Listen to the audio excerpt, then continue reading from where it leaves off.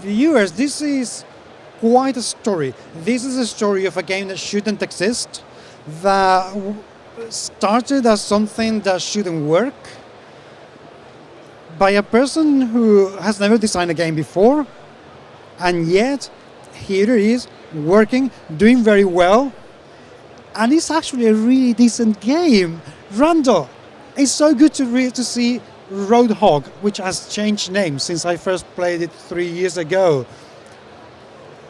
Okay, before we go into what the game is like, tell me what's been for you to actually go from designing the game to actually see it published, because it's been quite a journey for you.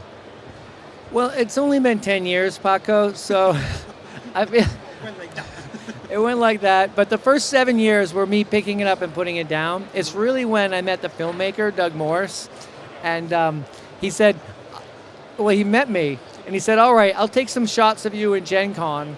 And he followed me around, and at the end of the conference, he said, I want to make my entire movie about you. So it really took off when I got involved in the documentary, because it opened up a lot of doors. We got a lot of footage shot. I learned a lot. I mean, the game exists the way it does. It wasn't very good 3 years ago. But after pitching it to the best board game people in the world, you know, all these different people that I got to talk to for the documentary, I got a lot of feedback. I sat down with Alex Yeager from Mayfair, and he gave me some great feedback on this thing. So I think it's because I actually listened to what people were telling me, which is not really something I do very well. So, but anyway, it was actually at UKGE.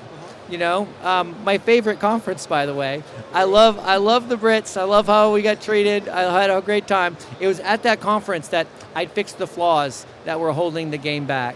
Because I played it there. What was the game name? Turnbite, yes, which I had no idea what it meant until it was explained. But it was already a very compelling, one of these games that you look at it and you think, not sure about that. Then you start to play it and it's like, yeah, this actually really works very well. It really does. So for the viewers out there, tell me very quickly, how does the game play? Because it's extremely simple. Right. Well, basically your job is to get from the beginning of the highway to the end of the highway. And it doesn't matter where you're going. You know, there's no theme there except the highway. The highway sucks, and you're a jerk, and you want to get there before everybody else. So it's a lot of take that. There's a lot of luck involved, but there's a strategy element that people don't see. When they look at the game, they see dice, they see cards. They don't realize that experienced gamers actually have an advantage. Someone who knows how to play games, you hack the mechanic, you figure it out. So I think that's the part that people really like. Is like, there was a dude playing the other day, he's like, I'm losing the game, but I love this, okay? And if that happens, I mean, that's like magic. So anyway, you have cards and dice. You got one die that controls your movement, the numbers on it, and you got another die that controls the traffic or the white cars. So that's your basic thing. You start by rolling those, and then you use those combination of moves. So the cards themselves, there's 4 kinds of cards. There's one that affects traffic. There's one that give player bonuses, the blue ones. There's one that you play on other people. So it's the red cards are aggression. So they're a lot of fun. Like you can flip somebody off, or you can give them a flat tire, or make them have a roadkill and slide off to the side. Anyway, so, and the last kind is the yellow cards, which are the reaction cards. And that's the actual genius. Well, I can't say genius, but that's, I mean. Yes, you can. Say it's the genius of the game. Well, the part of the game that made it work was that you could play these yellow cards when it's not your turn. Okay, so somebody does something on the board at any time, you can stop it. And then that person can play a yellow card back, a reaction back, and you have this sort of stacking of reactions. So it creates a little bit of a duel of cards. Anyway, so you got those 4 kinds of cards. You play, you move yourself forward, you move traffic, you put your opponent back, you create little puzzles, you get out of the puzzles. I like to think that all the trouble that you can make for somebody else, it's just as easy for them to get out of it. So there's this sense of these little victories, which is what Alex Yeager was talking about. So it's fun to make the trouble, and it's also fun to get out of trouble. And that happens, that's the game. It is out here at Essen, but I know that you're going to completely sell out within minutes. I mean, there are 2 people waiting to play it, so that means 2 people waiting to buy it. How is the game going to be available after the show? That's a good question. Sean Lashkari, the publisher, and the rest of the Ultra Pro staff are pushing it in for German distributors.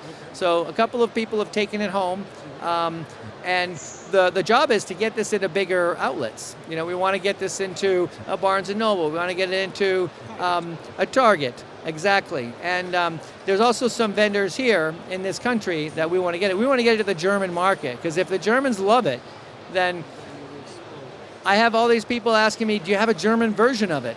All you have to do is post German rules on the website. So now I got to go back and I got to find a German, someone who can translate the rules for me, so that people who want to play it in German without having to know German, not English very well, can still play it. So I'm excited. I mean, we're pushing it. Right now, it's available on Amazon. You know, it's available online. It's available in select stores. Okay, it's a game that has to grow a market. You know, because you look at it and you're like, traffic. Okay, so it has to have people take it and talk about it and have other people want it. I really believe that.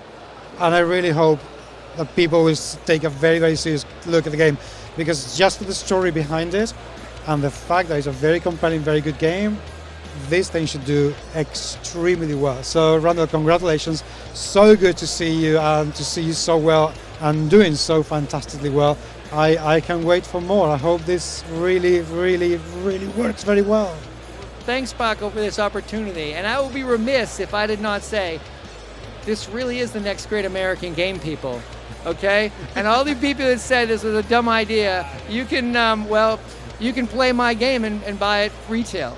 All right? In your face.